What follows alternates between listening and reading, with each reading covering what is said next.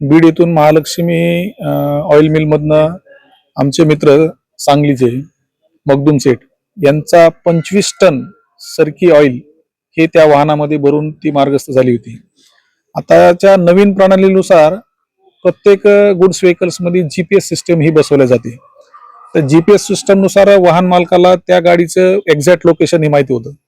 त्या exact location नुसार 17 तारखेला ते वाहन बीडमधनं मार्गस्थ झाल्याच्या नंतर पारगावच्या टोल नाक्याच्या कीप ऑफ डिस्टन्स काही अंतरावरती ते जीपीएस सिस्टम चालू अवस्थेमध्ये होतं. पण पारगावच्या टोल नाक्यापर्यंत जाता जाता ते जीपीएस सिस्टम त्या ड्रायव्हरनी बंद केले, कनेक्शन कट केले या डिस्ट्रॉइड केले. हे ते ड्रायव्हरला फक्त माहिती, कारण की त्याच्या नंतर त्या ड्रायव्हरचा मोबाईल नंबर पण स्विच ऑफ दाखवतोय आज तारखेपर्यंत, आणि त्या गाडीचं जीपीएस पण आजच्या तारखेपर्यंत ते बंद दाखवते. आणि त्या क्षणापासून त्या दिवसापासून ती व्हेकल्स तो ड्रायव्हर घेऊन कुठल्या अज्ञातस्थळी फरार झाला, गाडी विकली गेली किंवा काय झालं हे अजूनही अज्ञातपर्यंत ते माहिती नाही.